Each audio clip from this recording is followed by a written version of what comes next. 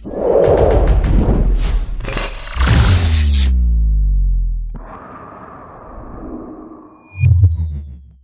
humans, and welcome to another episode of Gen X Gamer. Let's talk John D in 2025.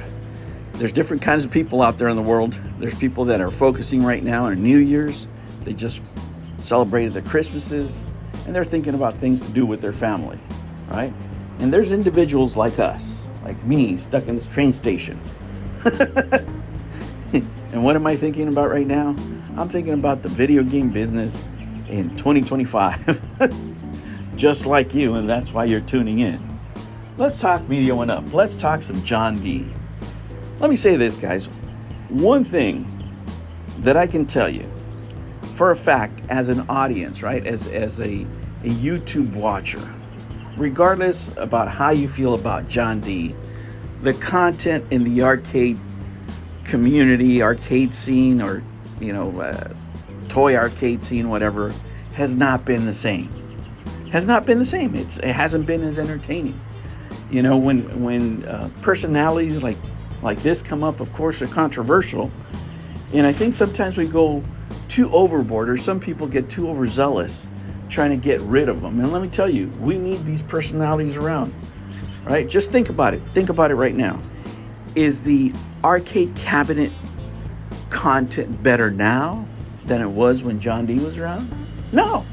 Because a conflict brings out some creativity in people, right? The goings back and forth make it entertaining. We had, guys blatantly violating FCC rules and regulations, and then when you call them out on it, it's like, oh, I never, no, everything, You had guys doing anything for attention, putting their wife's cleavage on screen. You had guys trying to steal other guys' wives. I mean, it was pandemonium. It was great, right? Not for them, but for us, the viewer, right? For us, the viewer and the commentator, those are great times. I missed those times. So when I hear that John D is coming back, well, I get a little bit of hope, because I know Tommy Tallarico ain't coming back. He should, right? For our entertainment. He's a great entertainer. And I have to say, when these personalities are around, the content is just better, right? I know that he put a video out there, and I watched the guys, and let me say this. Some people might be really nice in person, but it doesn't translate on camera. That video where he's trying to make amends with the community, with Glenn and what have you, it just comes out as cringy. He should have been better prepared for that type of video. It just wasn't it, right? That's not gonna do it. However, right, everybody deserves a second chance. And the other thing is, guys, this guy's coming back to do what he knows how to do. I mean, what do you want this guy to do? You want to go into real estate? Do you want him to go sell cars? Do insurance? No, this is what he's dedicated his life to. This is the business that he's in. This is what he wants to do. You gotta let him cook. I mean, yeah, he kind of maybe screwed up or what have you. Some of you blame him for the downfall of Arcade Went Up, but everybody deserves to make a living, man. The guy's got kids, as far as I know, right? I mean, he's got to make some money somehow. So this is his new venture, right? And for the purposes of that, and I'm filming these, I'm recording this, I should say, in parts, guys. So I'm recording this out in the street. I'm going to try to do the rest inside, because I really want to get down to the business of it. What I want to see from the business, right? Everybody needs advice. Everybody needs preparation. Everybody needs, when you're starting a new business, you have to go through the planning phases or what have you. And I'm going to break those down for you, like what I want to see in this new venture to make sure that it lasts, right? But just right off the bat, I can tell you the one thing that he needs to do is he needs to get some PR help, because him as a face of the company, it's not going to cut it, right? Like, you've done too much damage. You need some help, right? You need to hire some help. You're going to have to spend some money, right? If he didn't have any history, I think it would be another story. But since he has history with the community, and it hasn't all been positive, right? He's going to have a spokesperson out there that has personality, that has charisma on screen. Because at least with that video and the videos that I've seen, he doesn't have the media chops. He doesn't have the personality. He doesn't have the charisma to come across screen and deliver the information in a way that would be palatable to audiences, given his history. Let me just say that, right?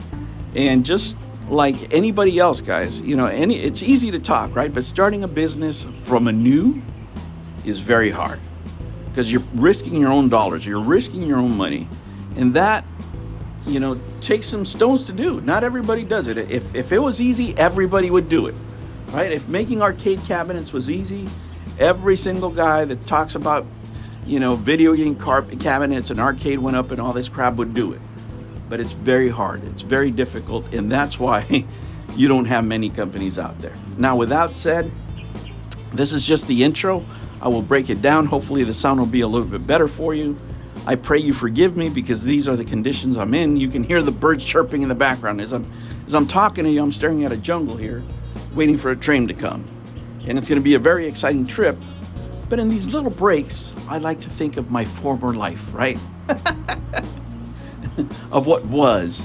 So as I dive into the jungle, as soon as I get a break, I'm going to, you know, finish the rest of this video, and I'll break down to you the stages of the business that he's making, of what he should be going through, and what I want to see in order to say yay or nay if this business is going to be successful. Now, with that said, let's get on with the video. Guys, thank you for subscribing so much, and let's get on with it. Let me say this, you know, this video is tongue-in-cheek. It's really about business, you know, and I'm going to say allegedly here, because, you know, we live in a very litigious country, even though I'm coming to you straight from the Philippines right now, right? I'm in the Philippines on vacation, but, you know, I'll just say allegedly here, right? You know, he didn't do business the way the arcade community would prefer, right? The large part of the arcade community would prefer. They blame him for the downfall of arcade went up. Some people do. Of course, he had some choice words for a lot of YouTubers, or you know, a few YouTubers. I don't know what it is, guys. I don't follow this stuff that closely. You know, I'll follow a certain event, right? But now, after I got married and with a baby, I really can't. But I can only comment on the things that I know. And the things that I can entertain you with are business concepts, right? That's what I can entertain you with. There's companies that follow business concepts, and companies that don't. Those who don't, right, do it for a reason. Number one, it's because, you know, it's a scam. They want to invest your money, aka allegedly the Intellivision Amico. See that allegedly there? And those that do succeed. Right? You know, when it comes to business, you know, which is the area that I can talk to you about, let me say this: the name media went up. I'm not 100% in love with. I'm not 100% in love with. Let me tell you that. You know, I know John has a bachelor's degree in business administration, I believe. I thought he would have come up with a better name than that, but I don't know. For me, and this is just my observation, maybe it should be arcade something. You know. Even though he's trying to branch out on other things besides arcades, you know, the one-up name is kind of played out, and there's one-up media, you know, so it's like, you know, it's a little too close. I would have preferred something more unique, right? Something with the name arcade on it, because that's really what you're going to launch with. And those are just my observations, right? And I'm going to go ahead and break down the steps that we would like to see in any business. And when you see these steps not being followed, aka what used to be Intellivision Amico, businesses always go by the wayside, right? Again, I'm not saying that you should be a fan of this man, but I don't wish him ill, right? I don't want anybody, whether it's him, Glenn, the Rexer Show, anybody that he ever dealt with, I don't want ill will towards anybody. I want everybody to succeed. I think the marketplace is better when you have more products. Now, these products, again, they might not be for everybody, right? These ornament arcades, semi-arcades, are not really arcades. So it's not, you know, if you're an arcade gamer, right, from back in the day, and you're a purist, these products are not for you, right? They're not for you. These are ornaments that you can play sometimes, you know. I mean, that's the best way I can describe them. I can't even say they're toys, because people that really buy them sort of use them like myself. Like, this is an ornament. Like, if I'm gonna really play Street Fighter for myself, I'm playing Street Fighter 4. I don't even like 5 or 6, to tell you the truth. I play Street Fighter up to Street Fighter 4, and that's it. And I mostly play on a PlayStation, or I play my Pandora stick or something like that. But when my kids come over, they do play the arcades. I mean, they just have to say that. It's just more entertainment. It's more family oriented. So there is a niche market for this, right? To dismiss them because we're purists in the arcade, sense, I don't think is the right thing to do. And a marketer, let me tell you, would not look at it that way. And let's just go over the steps, right? And if you're setting up a business, this is the only thing I can comment on. I don't know the ins and outs of what he's doing right now, but there's certain steps every business takes. For example, engineering, he's going to have an easier time because he's bringing in that knowledge from Arcade 1-Up, right? Usually engineering and in the phases of product and service development, right? You take certain steps every company does, or every company should, that wants to succeed. And in the engineering phase and the concept development phase, that's when engineering, they're proposing the new technologies like the Raspberry Pi that it looks like they're going to use on here. And they develop the product ideas. It looks like that side of it is already done. In the meantime, marketing, which I would guess, right? I would just guess that would be John himself. He would have to provide the market-based input, like who the customers are going to be, right? Investigate the concept, the services that he could offer, the products he could offer, where he's going to sell it.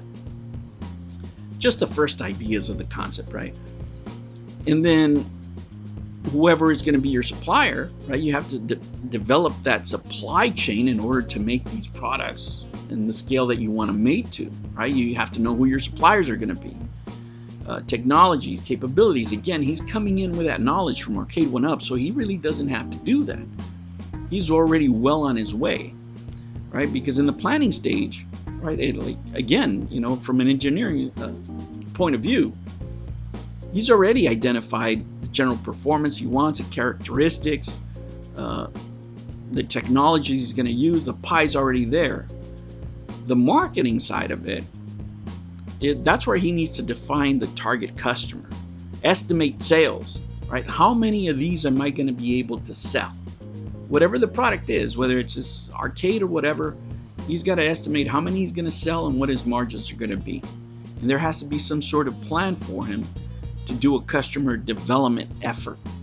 And let me tell you, if he goes with the same thing as he did before, as far as just using these YouTubers, there's a limit to that, right? You need to put feet on the ground, and this is I'm telling you from my business background. It's not going to work. You could do it with a company like Arcade 1-Up, where you have the money to do promotions and stuff like that. But when you're starting smaller, like he is, you're going to have to do some elbow grease in order to generate sales. And at some point, and I'm sure he's already done this, because it looks, from what I gather, and I've just seen a couple of videos, guys. My classes have been taking up most of my time, and the baby has been waking up late and going to sleep at 1 o'clock in the morning sometimes, so my sleep patterns are completely destroyed. But again, the purpose of this video is not to go into every single detail of any drama that this might generate, but just to go to the business side of it and estimate whether he's going to succeed or not. Right? So he's already developed the initial cost estimates, I have to imagine, and identified the suppliers, which I have to imagine are the same as Arcade 1-Up. That's just because he's bringing in that knowledge. Now, for any other products that he has going out there, he also has to take these steps, right? He's always have to do a concept development or whatever he's going to do after he gets the IP, the license, whatever, and he has to go through a planning phase. Then at some point you go to design and development, which is what everybody gathers that either he's already finished or almost finished, because there's some silhouettes coming out. And that's really where like the engineering, they've already developed the product specifications and they're building prototypes. And those prototypes are, you start testing those. And at the same time you're doing that, you start conducting customer tests. It wouldn't surprise me if some of these YouTubers, and I don't know, okay, I don't know, because I just not connected to all these YouTubers. I don't know what the arcade space is. The last thing I heard is some guys e-begging after, getting like a $2,000 pinball machine or some crap like that, some e-begging scam. That's as far as I know. What was it, the Cornercade or something like that, right? But I'm not connected in everything that's going on. So again, I'm just giving you the basic concepts of business that he's going to have to encounter and he's going to have to deal with in order to be successful, right?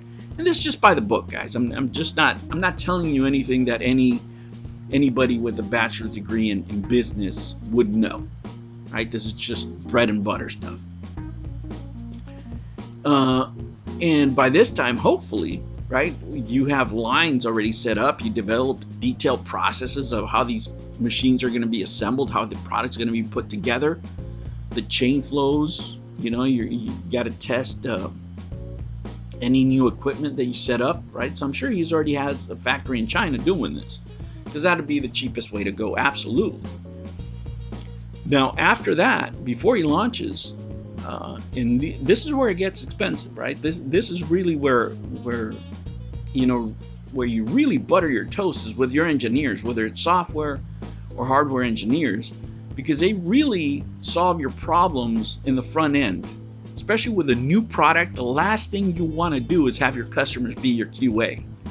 You don't want to start off rough. You don't, right? You're going to have to invest money in the front end, pay those engineers, have them resolve the remaining technical issues, work out any bugs. Could you use the YouTubers as testers? Yes, absolutely. Not like the Amico ones, right? There's a few out there, right? Like if it was me, let me tell you something, and let me just be real with you. When it comes to QA testing, you want somebody that hates your product, because they'll tell you everything that's wrong with it, right? And then you can learn to live with it or not. A lot of people think that quality is supposed to solve every problem, right? Like if you have a quality department, they're supposed to solve every problem. No, imagine quality as a short circuit and says, okay, look, this right here doesn't meet spec, or it has a limitation of X, whatever X may be, right? And you planned it to be like that, but all of a sudden you find out it can't do all those things. Well, if you're the owner of the process, you can say, well, I can live with that. Or you can say, no, I'm going to fix it. You can fix it, increase the price, or you can live with it and take that chance, take the liability, right? But you don't want to do that on a brand new product. You want your product to just work the first time.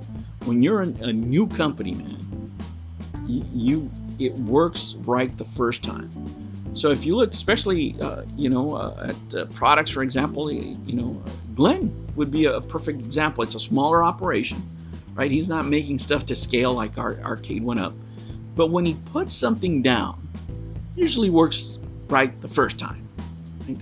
I'm sure there's a few exceptions, but for the most part, that's a level of quality you want. You don't want people, and this is, as far as I know, as I'm making this video, I don't know that, he has any major issues or problems or what have you. But, he's very detail oriented in his work. So you want to see that. Right? That's what you want to see. You don't want to be taking chances. Now, when you're doing commercial preparation, right? That's what I'm talking about. This is when the engineers are making their money, and this is what you're paying them for. Your marketing, John D, is training the sales force. Should be training a sales force, because if he's the only salesman, he is screwed. You need to be preparing sales procedure. You have to select distribution channels. How are you going to sell this? Are you going to be the only distributor? Let me tell you, you don't want to do that. Right? You don't want to be the only person selling these. If I was selling these, let me tell you, if I was starting a small business with mini arcades or the little tiny arcade toys, whatever, I would be knocking on the doors of every single retro store out there. I would have a sales rep, and I would have him knocking on doors, making sure that my product was out there. People were seeing it.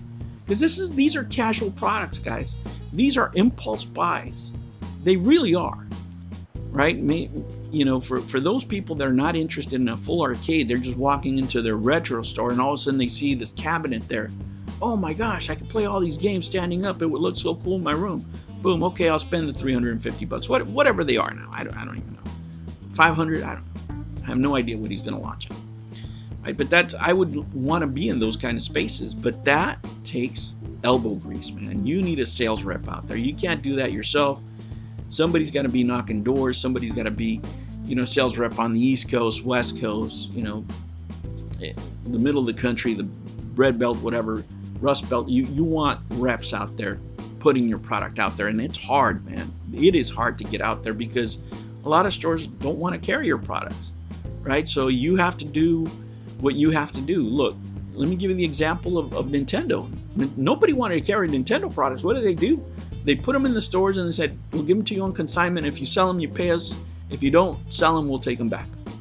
Sometimes you have to do that. I mean, that's why you take a chance. That's why you're gambling, right? That's why, let me tell you, when you put up a business, doesn't matter who it is, whether you like the person or not, they're investing their own money. At least that's what I heard. I don't know that there's a lot of, I don't think he's asking for funding, right? He hasn't gotten the Tommy Tallarico route as I can see right now from his videos.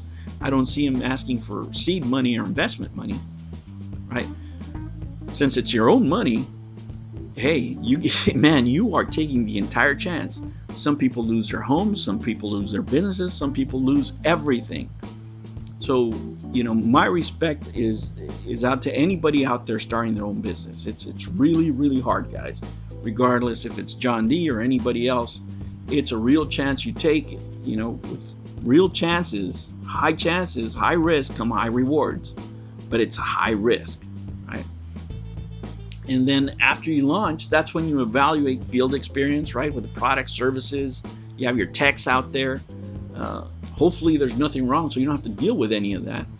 That's probably one of the good things about using the Pi, because it's, you know, relatively stable. I mean, they can have a pretty stable system. At least the first 90 days, which is the warranty most people carry, you shouldn't have any problems, right?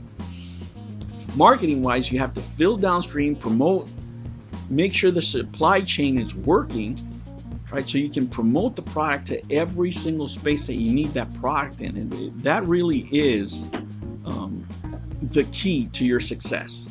You need to have some sort of base sales. And at that point, you got to look at your production. Sorry, guys, my wife just walked in. Yeah, at that moment, you have to look at your production and see if you're going to ramp up volume, right? And to meet your target sales and see if you hit your quality metrics and all that stuff. Is he going to do all those things? I don't know. It's a one-man show. But all these things have to be done in a successful venture. You can't cut corners. If you cut corners, you're dead in the water. And that's the biggest risk for small enterprises, right? If you don't have a good structure, to do all these things, and you don't have the funding to do it, that's the one thing that could really, really destroy you in the long end.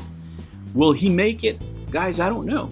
But these are the things that you have to look for, right? I hope that at least from a business point of view, I gave you something to look at. And if you think about all the things that I told you right now, you could see everything that was missing, for example, in the Amico. Starting with the engineering, right? It wasn't worth a crap.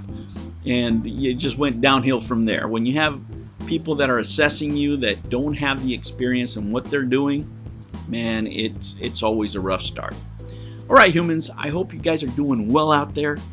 Let's see what happens with Media One Up in the coming year, and let's see what kind of cabinet they put out. I'll catch you on the next one. Thank you for liking and subscribing. Take care. New videos every Monday and Sunday. Thank you for joining me on another episode of the Gen X Gamer. Remember to like and subscribe, click that notification bell, and remember, never ever be afraid to be happy. I'll catch you on the next one. Take care.